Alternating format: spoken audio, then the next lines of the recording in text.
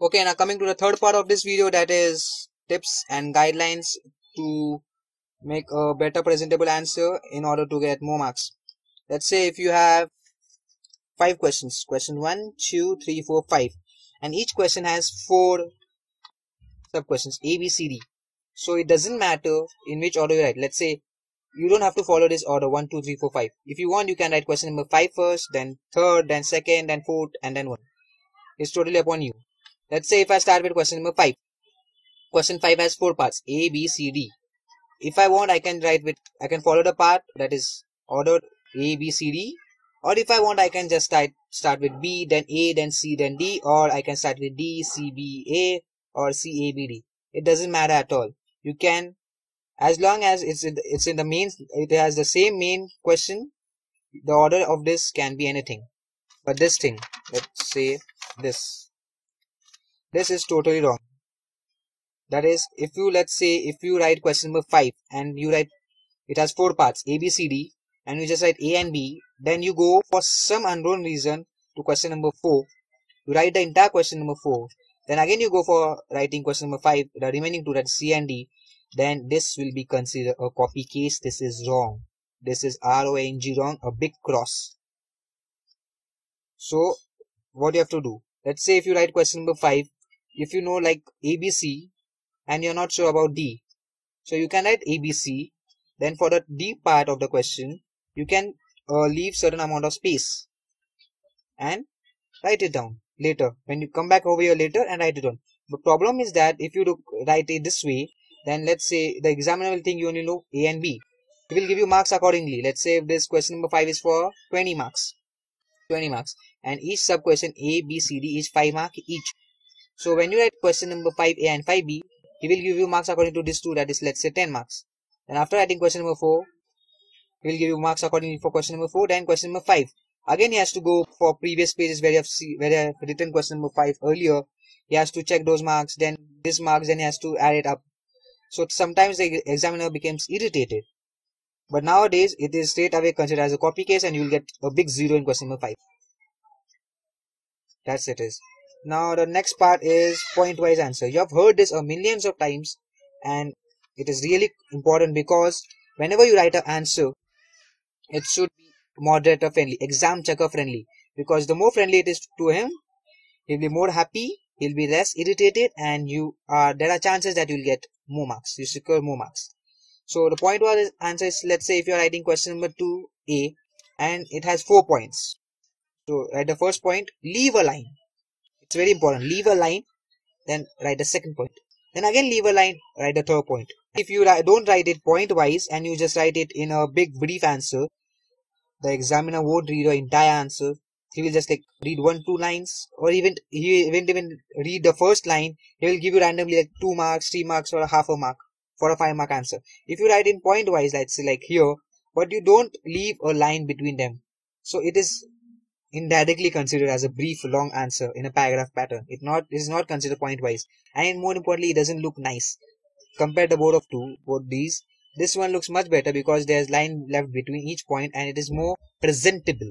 Whereas this one is not that much presentable. So according to me, you have to write like this. It's very much nice for your eyes.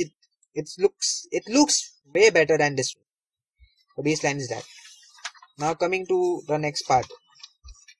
You have always been said that whenever you start a new question, start it on a new page. Writing a new question on a new page is nice.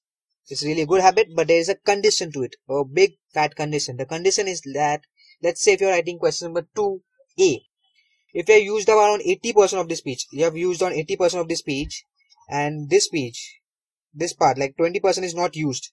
So it is feasible for you to move to the next page and start a new question. But say if you have started a new question on this page and it only takes like 20-30% of the page, only this much amount of page is used and this page is left blank.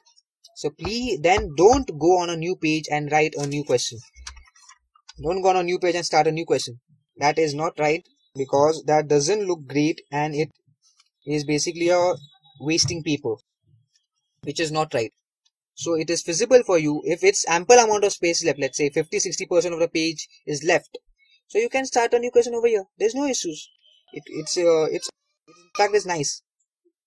Okay, now the next part of this next step is that after each question, make a habit to make a line like this. Let's say if you're writing question number 3C, after writing question number 3C, draw a line. Then question 3A, after writing question 3A, draw a line. B, draw a line. C, draw a line. Always draw a line. It it looks nice in a block diagram format, which is like very seizing, very cool for your eyes. If you wish, you cannot do that. It doesn't matter. But this one looks way better. That's why I'm saying it. Now the last part is, let's say if you are writing a sum in science and you have to find voltage, V equals to 4 volts is your answer. Always, whenever you're writing a sum, always when you find a final answer, box it. Always box it. This is a crucial and most important point. I'm stressing on it really a lot, because whenever you write a sum is a easy way to fetch full marks. Let's say if it's a 5 marks sum, you'll always get a 5 marks if it's correct. So the first thing when you box it, the first thing the examiner notices is the final answer. And if it's correct, you will get 5 marks without any second thought. It's easy for the examiner as well, because he doesn't have to see the entire sum. He'll just look at the final answer. If it's correct, you will get full marks. If it's wrong, he will reverse engineer himself, that is, he'll go back up, and accordingly might give you like 1-2 marks. But this is really important, and I really do suggest you to do that. Then last work is rough work. Most of us need rough work, so I will suggest you go to the last page, write it over here, rough work, and do your rough work over here. This is one way of doing it. The second way of doing is basically drawing a 4-5 centimeter line over here and doing a rough work over here. But this doesn't look nice, because you are solving a sum over here, then you are doing your rough work over here. It doesn't quite add up, and it doesn't look nice, and it looks more of a jumble sort of way. So doing your rough work on the last page, then coming and doing it fair over here, that is showing a fair calculation, is way better than this over here. So these are the tips and guidelines I would give for better presentation of your answers. These are simple tips which you should follow, because the simplest